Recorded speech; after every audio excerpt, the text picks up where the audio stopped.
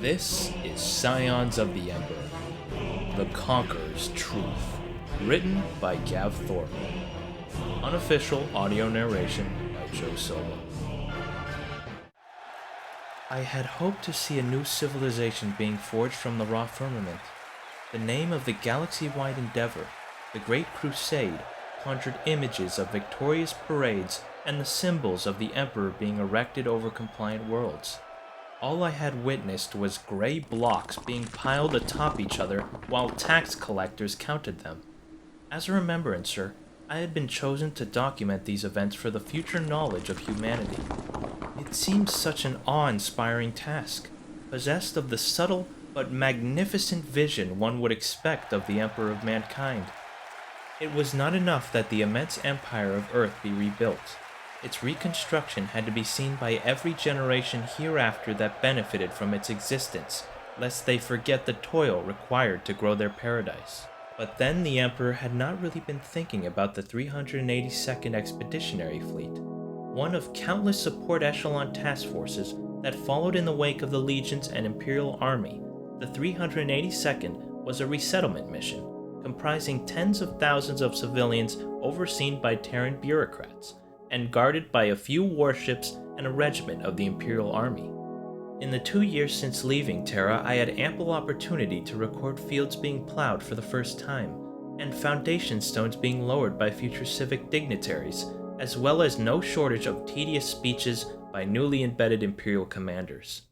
When the ship, imaginatively titled Star Hauler 26, readied for translation to the Vestigorn system, I retired to my dormitory as was usual. I was not keen on warp translation, and it seemed that jumping out of the warp was more testing to the body and mind than entering it, though numerous others had assured me of the fallacy of that notion.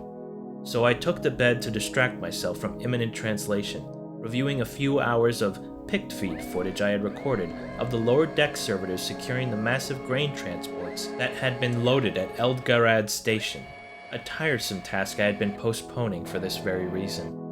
The lurch from unreality to reality started in the depths of my gut and quickly spread up the spine.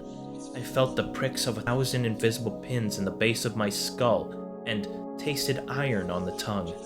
Even lying down, I felt a surge of vertigo and rolled to the side, expecting to vomit. As ever, the actual physical act never transpired, and I was left groaning and retching for several seconds. I lay on my back with my eyes closed for several minutes, trying not to imagine the room whirling around out of sight. It was a product of the imagination, nothing more, but I couldn't persuade a rebellious stomach to see things that way. A siren sounded, long and plaintive, the first time I had ever heard it. I sat up, bringing on a fresh wave of nausea, heart racing at the thought of what the alarm might signify. It sounded again, 3 short bursts this time. The chime of the personal address panel on the wall next to the bunk was a further surprise, another break from a routine established over 13 prior in-system jumps. It was Lieutenant Kagashu, the ship's commander. "Remembrancer Ares." I always smiled at the formality of his address. "I suggest you may wish to join me at the upper viewing deck." The link cut before I could reply, somewhat frustratingly. I was a passenger, not crew, so no means to use the communicator to reach the bridge. Without anything further to explain the situation, I was left with only the option of getting up and venturing to the upper viewing deck. On the way up the 15 levels, I regained my equilibrium a little. I asked a few ratings and other crew that I'd passed what was happening. Most ignored the inquiries, but one, cornered in a conveyor for 3 decks, furnished me with a brief response. "It's a proximity warning," the petty officer told me, her smile more forced than comforting. "Not a battle alert or anything like that, just some other ships in the system." "That's not unusual, is it?" I asked, but the conveyor doors opened and she continued on her way without further answer. The lieutenant was waiting beside the immense armor glass window of the upper viewing deck. He had a couple of young ensigns with him, carrying data slates. He seemed agitated, shoulders a little hunched, fingers clasped tightly together in the small of his back. Small signs, but ones I saw immediately. The officers had stopped playing me at cards straight after they'd learned about my gift for interpreting emotion. Kagashu turned, trying to relax, and brought his heels together, as though coming to attention before a superior. "Remembrancer Ares." "Call me Enelin," I said, as always when he was so formal. "We have translated into an occupied system." He examined me for a moment, brow creasing. "You have not brought your pick feed." I wanted to shrivel up at the implication of my oversight. Some remembrancer forgetting to bring her recording equipment. "Still groggy from translation," I muttered. "You shall want to be catching this, I expect," said the lieutenant. I looked at the window, but all I could see was the local star, slightly fuzzy blue compared to our own sun, and the starfield beyond. "We cannot see anything yet," said the lieutenant. "Why, I like to come up here after translation, to feel part of the real universe again," Kagashu told me. He took one of the data slates and showed me the screen, on which was a graphic representation of a world, and orbiting above it were the courses of several dozen spacecraft. Another settlement fleet? I wasn't sure what I was being shown. Has there been some kind of mistake? "These are Legionis Astartes vessels, Remembrancer Ares," he said, touching a finger to the pad. An icon appeared next to each moving rune, identifying its allegiance. A skull with bat-like wings to either side.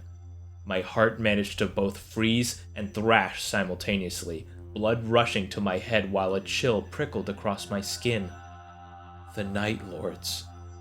When the shuttle doors to the flight bay drew back, I wasn't sure what to expect.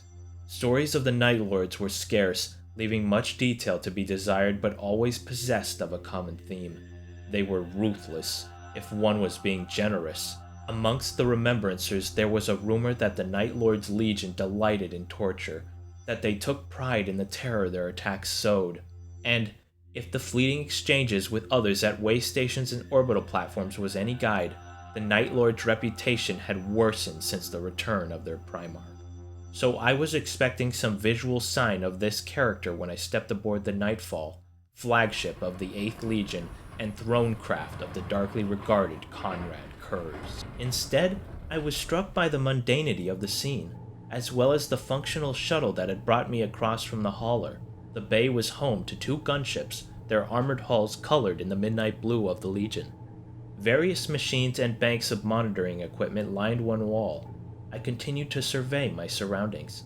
One revolution took in the inner doors, the windows of a command cabin and its sole occupant, a bored-looking orderly in plain white robes, and then the great doors that had sealed across the bay. The hangar was otherwise empty, certainly devoid of welcome as much as it was free from grotesque trophies and intimidating decor. "I'm getting the command to leave," the shuttle pilot called from inside the craft. "Are you staying?" "Of course," I told him. "I asked to join the fleet to see the attack." "You asked to come to the Nightfall?" I couldn't see the pilot's face, but his voice betrayed some shock. "You want to be here?" "Well, I didn't think I'd get invited to the flagship itself, no. It had come as a shock, and I had spent half an hour in my quarters hyperventilating at the thought, but I decided not to share that information. I suppose this is where the other remembrancers are stationed. After all, this is where the Great Crusade is really happening. I took a few steps further from the docking ramp so that he could close the shuttle gangway. With a hiss, the craft sealed itself. At the same moment, the clank of a heavy lock drew attention to the inner doors. One swung inwards, revealing a chamber beyond the flight deck. The whine of the shuttle jets increased, and I realized that the main bay doors couldn't open until I had left, unless I wanted to be blown out into the uncaring void. I hurried through the other door, almost running into the giant figure that stood within. I am considered short by most Terrans, and my head came up to the bottom of his chest plate. It was blazoned with a winged skull, pale silver against the midnight blue. He wore no helm, his face seemingly proportioned oddly by my perspective, as a child views an adult, all chin with eyes close to the scalp. It wasn't simply height that made him imposing, nor the breadth of his chest and shoulders, vaster than any person I had met. His armor buzzed with energy, and there was a scent of machine and anger and death about him.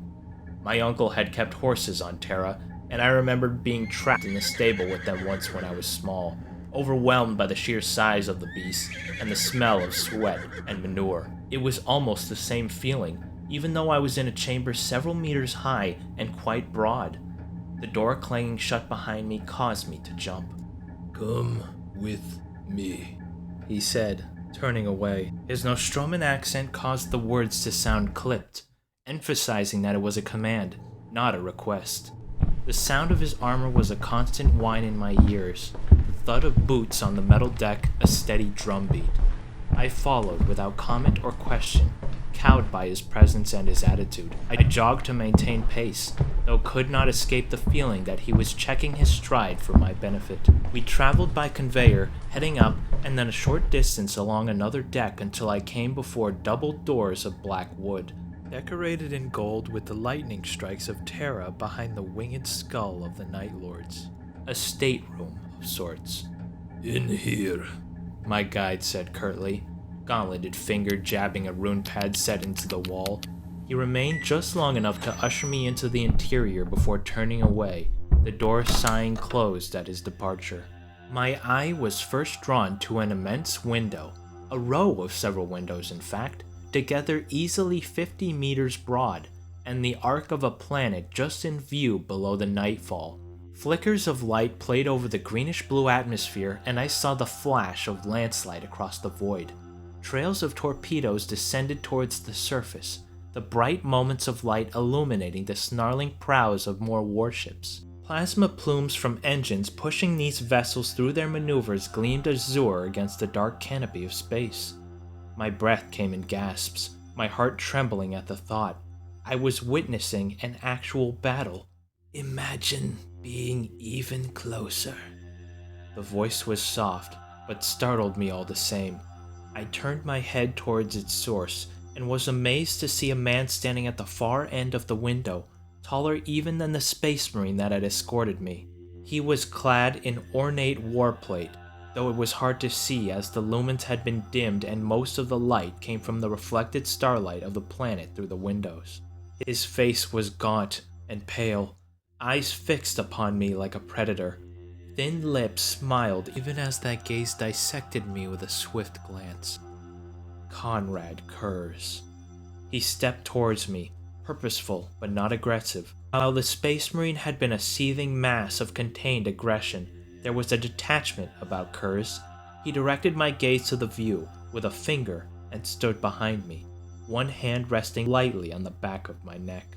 There was no movement, no caressing, and I felt oddly safe with the weight of that armored glove pressing against the curls of my hair.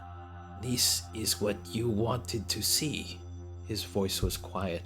I saw his reflection against the darkness of space, the voids of his eyes intent upon the arc of world below us. I nodded, not daring to speak. "Why did you want to see me?" I thought to step away, but his grip tightened ever so slightly, reacting to the intent before it had even crystallized in my mind. I cleared my throat, mouth dry. I told the lieutenant I wanted a combat attachment. I never thought. "I did not say that you asked to be here. I said that you wanted to be." Curze released his hold and stepped back. My breath exited in a gasp of relief, though I hadn't realized I had been holding it in. "You crave this, Enilin." I turned as he backed away a few steps. The Primarch gestured towards the picked feed in my hand. "You have a gift, I expect. A way of capturing moments that few others do." I see. It was hard to explain how my attention was drawn to the innermost thoughts shown in the face and movements of a person. I felt them as much as I saw them, as I had with Kagashu and the Night Lord. Now I did so with Curze.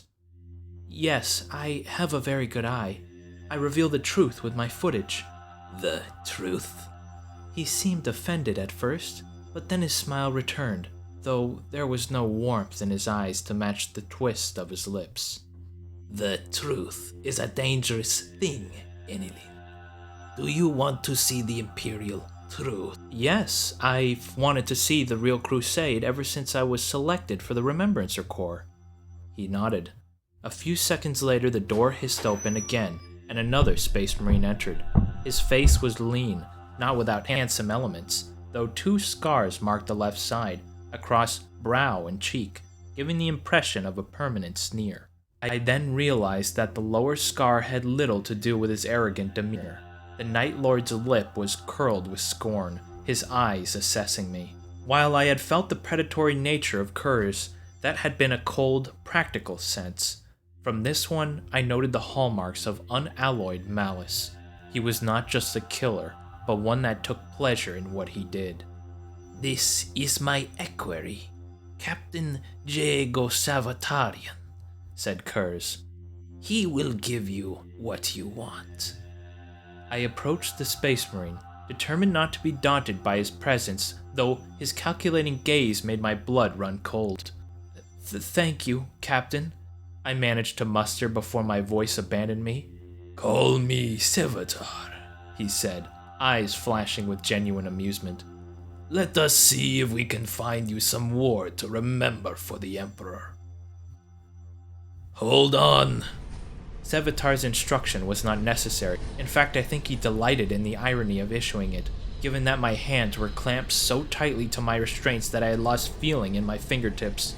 The gunship bucked beneath us, buffeted by turbulence and seemingly erratic thrusts of the plasma jets which I assumed were necessary to keep us on some kind of course.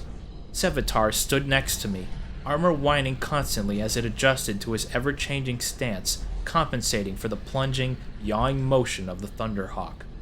How can you stand up? It was hard to talk with my teeth gritted so hard. Sevatar grinned, turning his lower scar into a vicious curl. This is nothing, Remembrancer. We're traveling more slowly for your benefit. He slapped a gauntleted hand on the thick restraint. If this was a combat drop, your spine would have snapped in two, even with these to hold you. Some kind of landing thrusters kicked into life, arresting our descent suddenly. Blood rushed from my head, and I felt myself pushed into the bench, despite the support of the restraints. Spots danced across my vision, and I felt dizzy. It lasted a few seconds, I suppose, though it felt longer. I heard the crunch of landing gear on the ground, and we settled hard, jolting me back against the side of the fuselage. Drop harnesses creaked up as they released the squad of Night Lords that had accompanied us. Sevatar pushed on his helm and twisted it with a hiss of closing seals. It was fashioned with a fanged skull over the faceplate, most disconcerting to have looking down at me. Two bat-like wings splaying in a crest to imitate the Legion's badge. From above the bench he drew a long hafted weapon, its chain-toothed end slightly curved, the teeth themselves glinting in the ruddy light of the gunship's interior. A weapon as cruel as its bearer. Is it going to be dangerous? I asked as he banged a fist against my harness release. The padded bars lifted upwards, and the belt seemed to slither back over my waist like a serpent. I stood up, using a support beam to steady myself as I crouched and twisted to pull my picked feet from the locker underneath. Let us hope so, replied the equerry, voice projected with metallic hint by his armored suit's vocalizer. We don't want you getting bored, Remembrancer. The front of the Thunderhawk opened, letting in dim light and a wall of noise. I hadn't noticed how the thick hull had insulated us, but as the crack of light grew wider, I caught the staccato beat of bolt guns, the boom of heavier weapons, and the crackle of las cannons. Sounds I had only heard before from recordings, now stark in my ears. The squad moved out first as the ramp touched down, breaking into a run, the thud of their boots deafening on the metal mesh as they disembarked. I followed beside Sevatar at a more casual pace. The sound intensified, and the air swirled with dust as we stepped from the ramp onto a blasted street. I lifted the picked feed and plugged it into my optical receiver, Blink activating the recording device so that everything I looked at would be available to re-spool and edit later. That was the nature of the vidlith, a raw archive as much experiential as visual, my experience and instinct drawing the view to tell the unfolding story as it occurred around me. Record what you like, but do not go that way, said Sevatar, pointing towards smoke-filled sky to our left.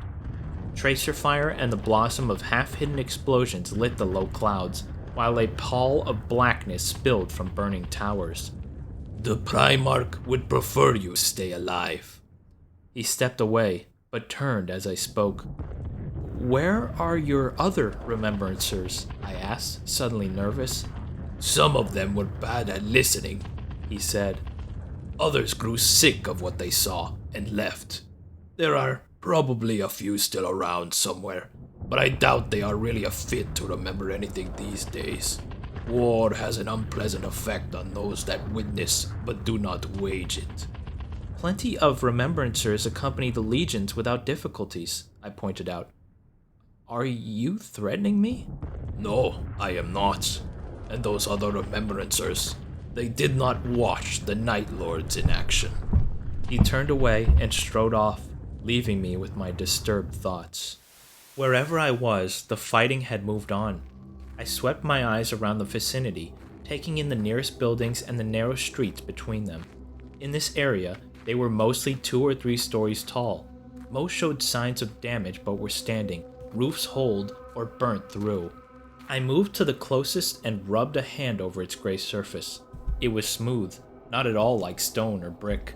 Some kind of extruded resin material, I guessed. There was a film of dirt on everything, ash and dust that came away on my fingertips. I held up my hand, looking at the smudges so that the pict feed would record it. I saw scraps of metallic material in the shattered rubble, and pieces of pinkish glass scattered in places. The interiors were decorated in different ways, but with familiar styles, papering on the walls with repeated geometric or natural patterns. Carpets underfoot made from tightly wound fibers. Pictures of humans, which was no revelation.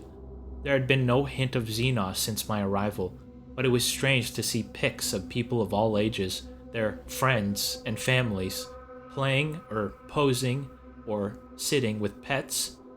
So normal. Even more normal than the lives of the colonists waiting in orbit, who would labor long and hard to bring this world back to a semblance of civilization, rebuilding it in a vision more fitting to the Imperium, though from what I saw there was little here that would have caused affront to the Emperor of mankind. I moved from home to home and then came upon a communal building.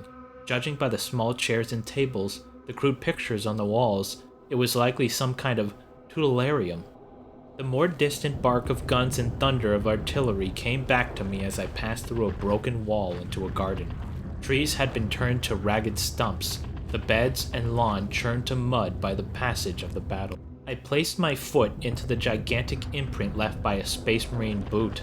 Like one of the tutelarium children following the footsteps of their teacher, I was away from the square where Sevatar had deposited me, and I first thought to head back. My second thought was that he had been insistent I remain in this locale, but there was nothing here to see. Not really. Detritus of the Crusade, just like the grain haulers and the ferrocrete mixers and other civilian flotsam that washed up after compliance. This was not what I had come to see, not what Konrad Curze had promised me. Drawn by the continuing storm of battle, I headed towards the smoke-shrouded towers further on. Moving from broken shell to shadow to fallen wall, I kept out of sight of the gunships that roared back and forth overhead. I recorded every glance up into the smog-choked heavens, tracking the blue plume of their jets and the yellow flare of heavy bolters pouring fire into their foes beyond the broken towers ahead of me. Despite venturing into the proscribed area, I was still blind to what was really happening, the battle some kilometers distant. Unsure exactly what lay ahead, I steered myself towards one of the taller edifices, its 2 closest sides pocked with weapon marks, the windows blackened by fire in the upper levels. A vantage point. Inside was a mess of broken pipes and cables, steam still spilling from a severed utility connection, soaking the ceiling and walls. I dared not use any kind of elevator or conveyor and found a stairwell, ascending a dozen floors breathlessly in my quest for a better view. Recording all of it, every one of the 144 steps, I pushed through an access door from a landing and found myself in what seemed to be some kind of medical facility. At least I guessed as such, from the white tiled walls and shining metal cabinets. In an adjacent room were bunks, bloodied bedding spilling from them, footprints and handprints in crimson on the walls. A familiar impact in the tiles dotted every wall, which I assumed was left by bolter rounds. I pushed my finger into a few of them to give a sense of their scale for the pict feed. The windows were covered with slatted blinds, and I opened one to gaze across the city. All was ruin, as far as I could see. The city seemed to stretch forever, a vast conurbation, though not of the scale of a Terran hive or arcology, and there seemed barely a building untouched by destruction. Yet my thoughts for this were fleeting, my eye drawn to movement far below. I zoomed in my optical implant to see that it was a column of people, dressed in their ragged clothes, escorted by a handful of Night Lords. The line stretched on along winding streets, its destination out of sight, its origin similarly obscured. Thousands of people being escorted from the dying city. I kept recording, even as I tried again to follow the column of refugees into the distance. That's when I made the connection between their route and the black plumes of smoke. They were being herded towards pyres? Furnaces? I almost threw up at the thought and staggered back from the window, sweat prickling my skin as the reaction flooded through me. This was what Sevatar had warned me against. I panicked, running back towards the stairs, but through the pulse of my horror-quickened heart, I heard the bang of a door opening nearby and voices rising up the stairwell. Heart trying to beat its way out of my ribs, I eased the door open. The footsteps that ascended were booted, but not the armored thud of Space Marines. The voices, calm and clipped, were accented and not speaking Imperial Gothic. The tone of command told me that they were not civilians, and they were not idly here. I pushed out onto the landing, knowing if I stayed in the Medicaid facility, I'd be trapped. Shadows from below betrayed how close the hunters were, and I headed upwards, just wanting to put distance between myself and these unknown city dwellers. As horrified as I was by the thought of the Night Lord's actions, I could not divorce myself from the notion that these people represented some kind of threat that warranted such drastic action. The door clanged shut behind me as I ascended the steps, its sound echoing through the stairwell. The shout from below that followed was a mixture of surprise and triumph. Propelled upwards by overwhelming fear, I ran and kept running until the stairs ended. I slammed through the last door and into a maintenance area. The hum of machinery, miraculous that it was still working, I thought, filled the space.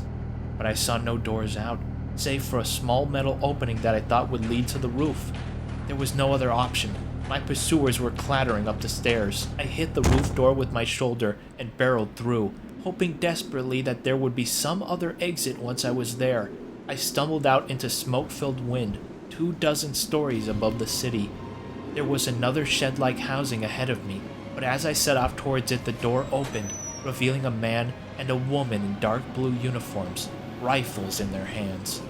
Even before I processed this predicament, I heard a sharp retort from above. The woman's head exploded, followed a moment later by a second snap and the detonation of her companion's chest. Rapid drumming sounded behind me, and I turned to see more of the locals had spilled up from the machine room below, only to be met by a lethal salvo of fire from above. The roar of the gunship's jets filtered through my punished senses, accompanied by the continued thunder of the heavy bolters. The crack and whoosh of a launch preceded a blast of heat and noise in the exploding machine chamber, the hot wind almost knocking me from my feet. The gunship dropped fast, armored figures spilling from its opening assault ramp in the prow, the squad slamming down onto the roof with bolters ready. They advanced past me, not giving me a second glance, their weapons occasionally barking as they spied some target in the ruined story below, now exposed by the missile of the gunship. A figure approached me, carrying a long, hafted chain weapon, his face hidden behind a mask of skull and wings. "I told you it was not safe," said Sevatar. I looked at this horrific vision of a warrior and heard the bitter humor in his tone. I recalled his offhand remarks concerning dead remembrancers, and a new dread replaced the fear of being slain by the city's inhabitants. He crooked a finger, beckoning, and then nodded to the Thunderhawk. Though I knew it was likely I was walking to my death, just like the column of people far below, I could do nothing except comply. The flight took only a minute, probably less, far less dramatic than our atmospheric descent. When the ramp lowered again, Sevatar led me out onto another roof, this time of a fortified building. Curze was waiting there, standing at a parapet, watching the scene below. My legs buckled, but Sevatar caught me, hoisting me up with his free hand, half dragging me forwards. He dumped me next to an embrasure, so that I could see out into the stretch of city beyond. It was like looking into a caldera of a volcano, but as I scoured the bright gleam of flames, I saw that in fact it was a series of craters, massive holes broken into the foundations of the city. Geothermal energy, said Curze, not looking at me. The whole city draws from it. I looked closer and saw the lines of people still, being walked to the end of gantries above the flames before being pushed in, an endless stream of ragdoll silhouettes falling into the glow. We brought our own fuel, the Primarch continued, finally looking at me. They're still alive, I sobbed. No sense in wasting ammunition, Sevatar said from behind me. I stood up, quaking from fingers to toes, but I let my rage steal my stare as I looked at Curze. He regarded me with one eyebrow raised. I don't know how, but I will make sure that this gets out, I told him, tapping the recorder box of my picked feed. I'll help you, said the Primarch with a smile. He glanced at Sevatar, and then dismissed the equerry with a flick of the head. I wanted you to see this. I was waiting for the area to be fully secure, as I'm sure you understand. I would hate myself if something unfortunate happened to you before you could take your recordings back to Terra. Why? I asked the question, though I did not really want an answer. The single word encompassing so much confusion and so broad a horror, I could not bring myself to think about it. Why? He leaned closer. Are you still recording? I nodded dumbly. His face almost filled my vision. Good. This is my message to the lords and ladies of Terra. You wanted to see the Great Crusade, Enelin. He straightened and opened his arms in an expansive gesture. This is it! Those great people of the throne world need to see this. Those that would wage war but do not fight it need to remember what it is they have unleashed. This is compliance, is it not? There will be no resistance when we have finished. He stepped away. And you will send this not only to Terra, but to me. He looked over his shoulder, piercing me with his ebon gaze. Sights such as this will be broadcast to those that would refuse the Night Lords in the future. Let them make an informed decision when they choose to refuse us. How many lives will I save? How many of the Emperor's servants and my loyal legionaries will live because the enemy capitulates? When they see the price of non-compliance, who would dare withstand us? You are... I could not bring myself to utter the word. The realization of it was too horrible. One of the Emperor's Primarchs was clearly insane, and the implications of that created a freezing void in my gut. I looked at him and saw a man entirely at ease with himself. He spoke with fluid gestures, no hesitation or inflection to betray the slightest guilt. My father already knows this. He directed me to look again at the mass burning and continued to speak. Tears clouded the view, and I wiped them away out of instinct, not wanting to spoil the recording quality. The path of the righteous. The Emperor sent me upon this course, and I hear no condemnation from him. This is the Conqueror's truth. The weak pretend there is compromise, that morality gives rise to the gray of acceptance and equivocation. They are misguided. I do the Emperor's work here. Life is binary. Truth or lie. Guilt or innocence. His shadow fell upon me, and I looked up into his face, seeing a demigod of death looming over me. His gaze did not move towards me, but up to the skies, as though seeing something else entirely. Compliance or death. That was Scions of the Emperor, The Conqueror's Truth. Written by Gav Thorpe. Unofficial audio narration by Joe Silva. all Warhammer rights and materials belonging to Games Workshop. This is a fan-made, unaffiliated project.